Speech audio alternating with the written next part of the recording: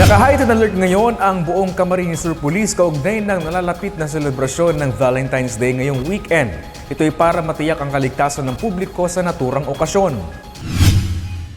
Tiniyak ng pulisya sa Camarines Sur na may nakalatag na police personnel sa mga strategic area tulad ng mga park, mall at iba pang mga tinataong lugar.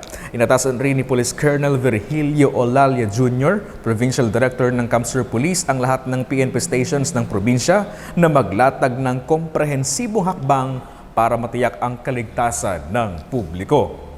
Alam natin yung mga kursyon na yung mga tao ay lumamasyal. Inaalam natin kung saan sila lugar pupunta. Siyempre, ina-anticipate na natin yun. So, nag-deploy tayo ng mga karatagang police, lalo-lalo sa mga tourist destinations. Dinadagdagan natin yan. Kasi isa nga sa mga focus agenda na anticipating pagdating sa mga major events.